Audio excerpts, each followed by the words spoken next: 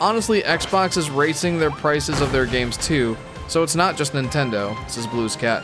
Yeah, you know, this is a good opportunity, I think, to go ahead and talk about that. This week, Microsoft and Xbox went ahead and announced that their consoles, accessories, and games are all seeing price increases for this holiday. I believe their most expensive SKU of the Xbox Series X, the 2 terabyte version, normally goes for $600. It's going up to $730 now. Their Xbox Series X, the standard edition, I believe was $500. That's going up to $600. And the Xbox Series S is going from $300 to $380. So, that's stinky. I really don't like that. Win the battle without falling into the water. Okay. That stinks. I really don't like that. Games are going up to $80, and accessories are going up in price. I don't know how much. And, yeah, that's just... I guess that's just a thing now. Like, the Xbox Series systems are going on 5 years old here in November. 5 years old. Normally, I don't know if you guys remember this, but normally when a video game console is out on the market for a while, it goes down in price. Not usually up. This is very much an irregular thing, because as the generation goes on, as the hardware generation goes on, the manufacturing processes get more streamlined, the tech gets, well, more aged and therefore cheaper and easier to produce. Normally, these prices go down. However, with things like the trade war going on, I guess, and like, you know, inflation being rampant here in the US at least. Wait a minute. Yeah. And I guess just everywhere the economy is bad. All sorts of things going wrong. I feel like, especially after COVID, just everything got out of control and never went back to being in control. But we're now seeing price increases halfway through a console generation. And Sony's not described something like this themselves yet for their PlayStation, but it's happened in other regions outside the US. Like the prices of the PS5 Slims going up. Or PS5 Slims, the PS5 digital editions. Those have gone up in regions outside the US. I don't doubt that we'll be seeing an announcement in the not too distant future from Sony that their prices will also be increasing. It's really not great. I'm just gonna stick to the hardware for just a second. The fact that now, it is now on the table for video game hardware prices to increase halfway through the generation is insane to me. I think it was Aurora who was saying earlier that it's almost like an incentive for people to be early adopters now to avoid a price hike halfway through the generation. That is not normal. Absolutely is not normal, and I don't think that that's going to go well. I mean, especially for Xbox. Why is it Xbox who's deciding to raise the prices on their consoles? Like, nobody's buying their consoles to begin with, right? That's obviously hyperbole. People still buy Xboxes, just not nearly as much as the other systems. But, like,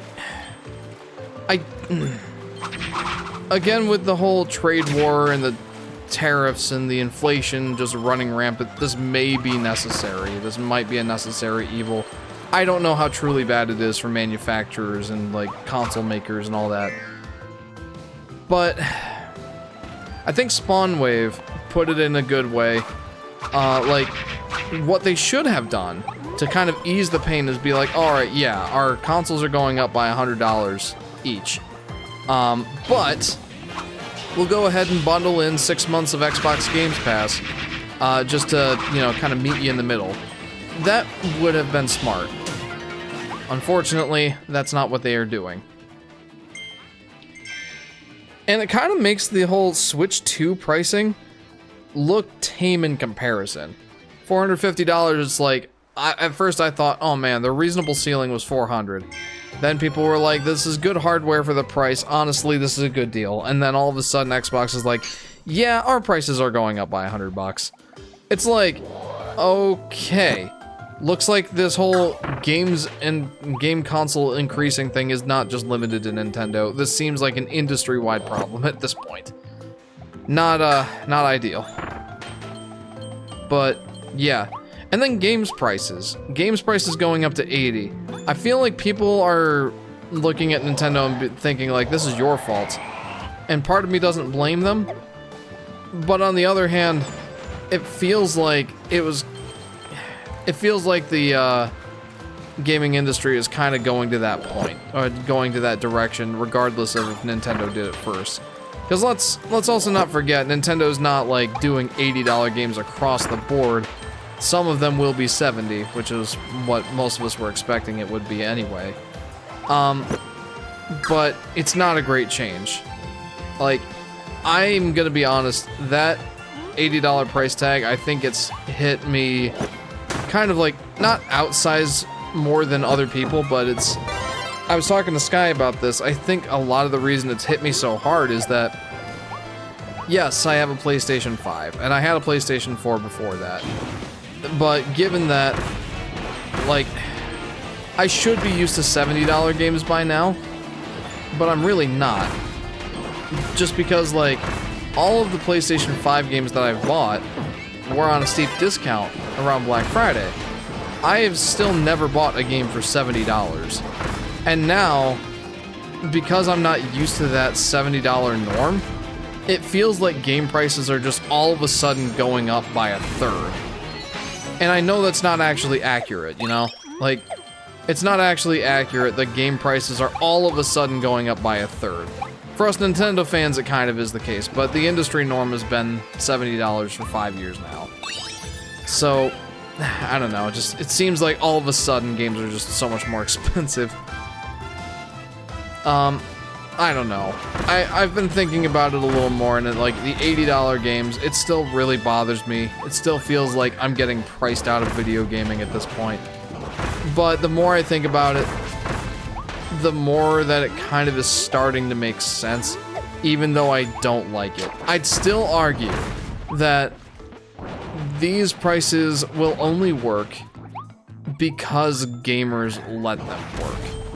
I think that we're heading towards maybe not like a gaming crash, a gaming industry crash, but I think that there will be a point where there will be a straw that breaks the camel's back, and all of a sudden gamers just won't be able to play as many games. That might even happen with just the $80 price increase. I certainly feel that way. Like, I'm not all of a sudden gonna get 20% more discretionary funding for my video game purchases. That's just not happening. So I will probably end up buying, well, about 20% less video games as a result. And I have a feeling I'm not the only one. I don't really know what point I'm trying to make with this. Maybe I'm just rambling into the void. But, I have a feeling I'm not the only one in that kind of position, where it's like, come on, I already only buy a few games a year, and now I'm gonna be able to buy less just because everything's going up. And again, for people like me who, you know, still don't like paying $60 for a video game, let alone 70 or even 80, it's like, this hit us like a ton of bricks. I don't know. I really despise where this is going, and I don't know that I want to be a part of it. I'm not buying a Switch 2 immediately. I'm waiting until, you know, maybe things might calm down a little bit. Maybe I see a bundle deal at some point that's not just a digital pack into Mario Kart. Maybe we see something physical, like a physical game cards or something. I don't know. Some Black Friday deal? Fingers crossed. Never really happened for the Switch, but maybe, who knows? I don't know. But right now, I don't really want to be a part of this problem. I am gonna have to throw up my hands when the new Yoshi game comes out, though. Absolutely. When the new Yoshi game comes out, I'm gonna have to get a Switch 2 at that point, at the very latest. So there you go, kind of my rambly rant about gaming prices now. how, like, oh, how frustrating it is that console prices are going up, game prices are going up, accessories. It's just not a good scene. I'm not happy about it. But it is what it is. The only thing we can really do is vote with our wallets. And unfortunately, if I can express my frustration with gamers just in general right now, we've seen all this controversy and all this backlash about these prices. The $80 games from for the Switch 2. The fact that there's all these or digital key cards or whatever that are like, I don't know, not everybody loves. I know I'm on the not love it bandwagon. The $450 for the Switch 2, like, hit some of us like, you know, why is this happening? But after all is said and done, after, like, you can kick and scream all you want, make all the noise on the internet you want. At the end of the day, money talks. That's the only language that these corporate video game companies understand, is money. And the fact that gamers, during the Switch 2 pre-order window, were falling over themselves to pay these outsized amounts of money for the Switch 2, despite having kicked and screamed about it, that's what Nintendo sees, alright? Like, they don't care about the 95% of the people in the Nintendo treehouse saying lower the price. They care that their pre-order window for the Switch 2 was the most successful and massive pre-order in, like, the entire gaming industry. It's setting records, all right? That's what they see. Actions speak louder than words, and money talks. So, I am very frustrated that despite all the kicking and screaming the gaming community has been doing over the last month or so, they're still buying things. They're still buying the stuff. We gotta speak with our wallets, guys. Don't pay for a product that you don't think is worth it. I'm not going to. Not until the next Yoshi game comes out anyway. And I feel like if even like 10 to 20% of the gamers who, you know, were complaining about this didn't buy the Switch 2 immediately, or just didn't buy the games or whatever, I feel like even that would make more of a difference than, oh, our pre-orders ran out in minutes. We must have put out a great product that everybody loves for a price that everyone can afford. Like, that's the message that they see. We did not do a good job communicating to them our frustration. Again, you gotta vote with your wallet, gamers. At the end of the day, you can kick and scream and say lower the price all you want. If you're not willing to walk the walk after you talk the talk, it doesn't matter.